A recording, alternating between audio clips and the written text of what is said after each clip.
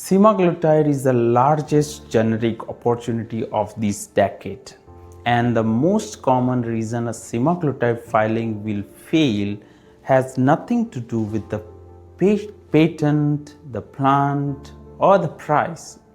It will be one peptide related impurity nobody characterized properly, sitting at 0.6% in a molecule where the regulator draws its line at 0.5. Hello, I'm Raghuvar Singh Parmar, Director Scientific Affairs at Resolve Mass Laboratories, and we work with pharma and biotech teams to build the analytical packages behind the peptide filings. Today we are going to walk through what a generic semaglutide program actually has to prove. Before we start our discussion, if you have found anything valuable in this channel, I would request you to please like and subscribe our channel. This gesture of appreciation really means a lot to us. Now, the patent cliff. The semaglutide patent cliff is the part everybody already understands. Protection lapses at different times in different places. So Canada, India, Brazil and China open well ahead of the United States. That commercial map is public knowledge. What almost nobody discusses is the chemistry sitting underneath it. Search semaglutide online and you get dosing, side effects and share prices. Search it as a CMC scientist and the shelf is close to empty. Everyone is modeling the market. Very few teams are modeling the impurity profile. And the impurity profile is what the reviewer actually reads. Not a simple peptide. Semaglutide is not a simple peptide. Let's start with the molecule of semaglutide because the structure dictates everything downstream. Semaglutide is a 31 amino acid analog of human GLP-1 with 2 residues swapped. Alanine at position 8 becomes AIB, a non-natural amino acid that blocks DPP-4 cleavage. Lysine 34 becomes arginine. Then the hard part, a C18 fatty diacid is attached to lysine 26 through a gamma glutamate and 2 short spacers. That chain binds albumin and buys you once weekly dosing, 4 engineered features and 4 places a process can go wrong.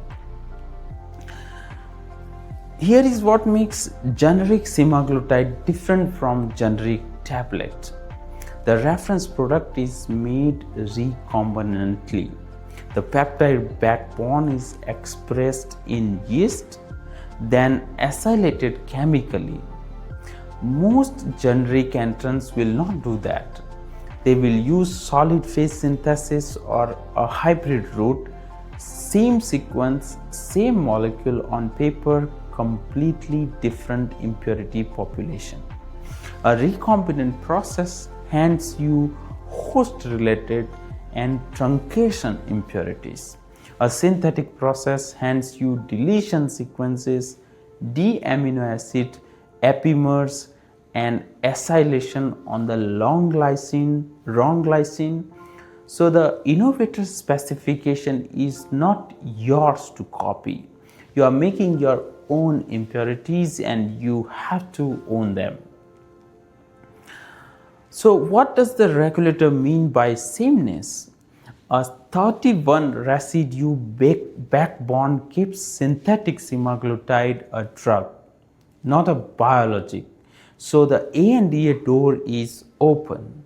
The framework is FDA's guidance on synthetic peptide ANDAs referring to listed drugs of recombinant origin, and liraglutide, a close cousin, is named in it. It asks for the same primary sequence and an active moiety comparable higher order structure and aggregation state, and comparable potency in a receptor assay, then it draws a hard line. A new peptide related impurity above 0.5% is not something you argue away with chromatography. If that number is new to you, a like on this one tells me keep going deeper on the peptide CMC. Now, where the real risk sits, not every peptide impurity carries the same risk, and the dangerous ones are not the one most teams test hardest for. At the top sit the impurities that change where the mass is, not how much of it there is. A C18 chain acylated onto a wrong lysine, or a D-amino acid epimer from a racemization during coupling, both can be mass identical to your drug substance and still coalute with it. Below that sits sequence variants, deletions, truncations, incomplete acylation, and chemical degradants, deamidation, aspartamide formation, tryptophan oxidation. Routine methods find the bottom tier of that pyramid. The top tier you'd only find if you go looking with the right ones. Now, there are three ways a semaglutide filing comes apart. First, the salt form trap. Semaglutide sodium and semaglutide acetate are not the active moiety in the approved product, and FDA has already flagged that substitution in unapproved supply. Second, the positional acylation isomer, where the side chain sat down on the wrong lysine and your UV method never saw it because mass and retention time both match. Third, fibrillation. GLP-1 analogs aggregate, and an aggregate you didn't look for at release becomes the immunogenicity question at the month 18. At Resolve Mass, we have supported sponsors whose entire timeline turned on one unassigned peak in the peptide map. The chromatogram is rarely lying, it is just being asked the wrong question. Now, order of work beats the volume of work, okay? So, which is why the order of work matters more than the volume of work. Characterize the reference product first, then map your own routes impurities and decide which one you specify.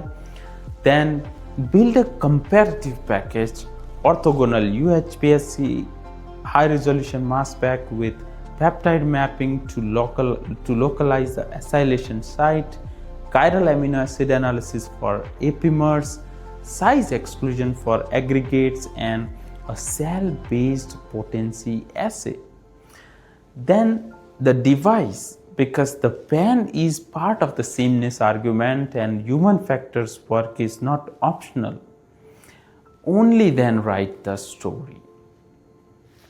So let's talk about key takeaways. 4 things to take away from about this session for generic semaglutide. The patent date is the easiest part of the program. Your route determines your impurities. So the innovator specification is not yours to copy.